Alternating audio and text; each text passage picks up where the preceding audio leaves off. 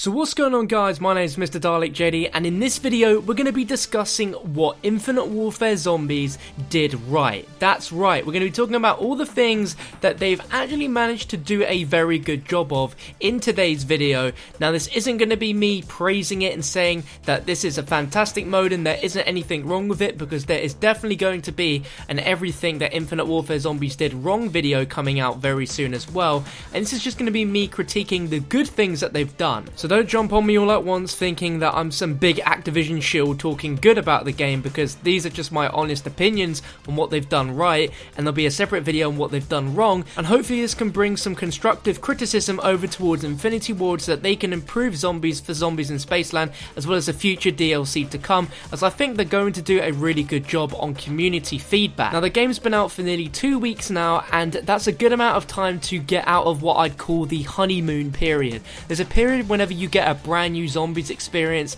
and for the first few days it's like absolute perfection, it's absolute heaven. You'll figure out all this stuff, it's brand new, it's exciting, and you just lap it up so much that you don't think about any negative things or even really think of it in an open discussion. You just take it for what it is and you absolutely love it. But now we're over that period, we can now look at it in its full glory and look at every nook and cranny and explore what they did good. Now, we're going to start our main point by talking from a gameplay perspective, and Infinity Ward have absolutely killed the game when it comes to the gameplay in Zombies in Spaceland. It is so much fun. Now, this is just my opinion, but I believe that Zombies in Spaceland really captures the gameplay aspect of what Zombies used to have, which was all about having fun with your friends and getting to those high rounds, and there's a lot of things that you can do to really help you get to those high rounds. I honestly wasn't expecting too much from Spaceland before launch, but then getting it and it being a real breath of fresh air and a real surprise to enjoy a map so much is why I think they've absolutely killed it in terms of the gameplay. Unlike other zombie maps, for example in Black Ops 3, I can actually jump in with some friends and have a lot of fun just going to high rounds doing different things in this mode. Now, I know before the game came out a lot of people didn't like the idea of this 1980s theme, but I really think it's one of the best things about the map and what keeps me coming back to play it, because I honestly love the theme. I love the music from the 80s, so that soundtrack is absolutely killer. The fact that all the perk machines are not just simply imported from Black Ops Zombies with the exact same names, they have different names, they have completely different jingles, which in my opinion are some of the coolest jingles we've ever had from Call of Duty Zombies, but those fit in with the theme as well, and we have some fan favourite perks making a return, as well as brand new ones being added, such as Trailblazers, which is the fan favourite and long awaited banana colada put into an official Zombies game, as well as having Blue Bolts as well as PhD back as bomb stoppers. I'm sure IW are really well aware of the fact that we love wonder weapons, and not just one singular one but multiple wonder weapons, and the fact that we have a pretty easy quest in order to get all these wonder weapons is amazing. The fact they're all different in their own ways, and it's just something nice to work towards, as they are pretty much a necessity inside of this map to go to high rounds. I really like the fact that they took the effort to make 4 elemental wonder weapons that we just love. They also keep very well with the theme of the 80s, especially with the Discord, with the zombies actually breakdancing and killing zombies. It's something which I never thought I'd ever say happens in a Zombies map, as well as some rocketing up into the air before flying down and killing people. It's just awesome. And I think that's one of the big things about Zombies in Spaceland, is the fact that it doesn't take itself too seriously. It's a light-hearted version of Zombies, and something which we've not had for a long time, because Zombies has been serious business. It's been very moody, it's been very dark and gritty with the storyline, and well, we're not even going to go into storyline in this because that's definitely saved for the bad points about Infinite Warfare Zombies so far. But in my opinion, this is one of the most friendly maps to just be able to just jump into and just have fun with friends. It's so accessible to play, the gameplay is awesome, is addictive, and you wouldn't expect it at all, but there is a ton of creativity within this single map alone. All of the souvenir coin combinations that you can make, create some very creative things which are useful helping to kill the zombies. And I like how they took the Zetsubou plant mechanic but turned it into something which makes sense in the 1980s theme, and in my opinion works a lot better because it just seems a little bit more user friendly. Now the actual map itself is a very cool idea, the fact of it being set in a zombified theme park. It's pretty darn awesome. I'm surprised that a zombies map's never been set in this sort of location before until now,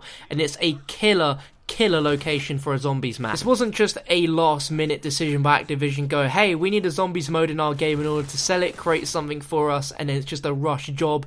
This is really good stuff. The creativity is apparent, and there are a lot of elements which are original to Infinity Ward as well, which I'm sure we'll see shared between in future with more IW Zombies maps and maybe even in Treyarch maps. I think for me a zombies map has to be immersive in the sense that it makes you feel like you're actually in this, like you're actually involved. And with the music of the park, the different theme ride attractions, the weapons, and some of the stuff you see around, it really immerses you into the feeling of being in this park. And whilst that's something that a lot of Black Ops 3 zombie maps have done, not all of them have managed to make me feel as immersed and in the moment as this map does. Now of course, being a zombies YouTuber, a massive part of zombies is of course the Easter eggs, and the main Easter egg quest in this map had some good points as well as some bad points, and I'll mention the bad points in my other video. But in terms of the good points, we've got to remember this is essentially the Nacht der Untoten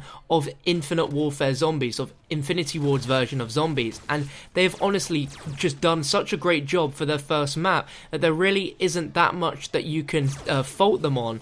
The boss fight for this Easter egg was incredible. For something of a Nacht der Untoten sort of scale, for them to attempt to do a boss fight as epic as the Alien boss fight was, is a real big achievement. It felt satisfying, and it still does to this day, to defeat the Alien, because it's quite a difficult thing. Now, something we'll mention later on is the fact that they changed the Alien boss fight to make it easier, but it still feels so rewarding to defeat that Alien and working out a tactic in order to take it down, making sure you have the right weapons and stuff. It was great for us to eventually figure out a most effective way to take this alien out. And they didn't even have to bother with a boss fight. The last time we really had a boss fight was all the way back in Revelations, but the boss fight sort of thing in zombies didn't really start up until Der Eisendrache, and since then it's almost been a sort of expected thing. So the fact we got one, especially with the sort of zombies in space land theme, it made sense for there to be a UFO and an alien boss fight, and it was an epic boss fight. Now, aside from the main Easter egg quest, we also have quite a few little side Easter eggs, which honestly I'm impressed that Infinity Ward have put so many in. We have the side quest to get all the wonder weapons, we have not one but two musical Easter eggs which are pretty sneaky, as well as a completely huge side Easter egg called Ghosts and Skulls, which we still haven't quite figured out yet, and that's going to be an epic reward and almost looks to be as epic as the main Easter egg quest itself. There's also the Hasselhoff Easter egg where you put in the cheat code before you load up the game and you play as a brand new character. That's something we've never had before, and that's a pretty cool little Easter egg. There's also a ton of even more subtle subliminal Easter eggs which don't affect the gameplay in any way, but if you know what they're referencing to, then it's just a nice little nod to all the stuff involved in the 1980s theme. Now, something also that they're doing very right is the fact that they're listening to feedback from the community and adjusting the game accordingly very quickly. We moaned about the alien being too strong and the fact that it being almost impossible in co-op play. They've now changed the health of the alien so it's a lot weaker. You can do it in co-op, it seems to be a lot better. You can also do the Exquisite quest before the main Easter egg as well, which is brilliant because it didn't make any sense for you to have that locked away until you completed it. So they're listening and they're buffing perks, they're changing weapons, they're changing brute health as well. There's just a lot of things that they're listening to and adjusting to make even better. I'm sure as time goes on and future DLC, they're going to keep listening and they're going to keep adjusting stuff until we are all happy, because without our feedback the game would not be able to be improved. But the fact that they're improving it so quickly and listening to us from all corners of the internet and reacting and just fixing stuff so quick is a great indication that they really do care about making this game mode good and to keep it a long-lasting thing by making sure that we're happy. There's a load of other things inside Zombies in Spaceland which I think is really cool that we'd never see before in other Zombies maps, such as all of those different arcade games for you to play, as well as the Afterlife arcade. Now, it does get extremely annoying to use the Afterlife arcade so much, but I think it's great that they tried their best to tailor it to both new players and veteran players as well, because coming from a new player's perspective, playing Black Ops 3 Zombies is almost like trying to open Pandora's box. It is so complicated and so confusing that you have to look up stuff on the internet in order to actually progress and learn and play the map as it's supposed to. But in Zombies in Spaceland, you don't exactly have to do that. You can just jump in and have a ton of fun and do what you want without having to go and do all that sort of stuff. And then it all comes back to what I said at the start of the video, the fact that they focused a lot on the gameplay just being fun, and that's something which I really like. Now, I know what you're thinking, and yeah, I kind of agree on this point that they copied Treyarch quite hard with this, but I don't necessarily think that's a bad thing, because Treyarch Zombies is the perfect formula,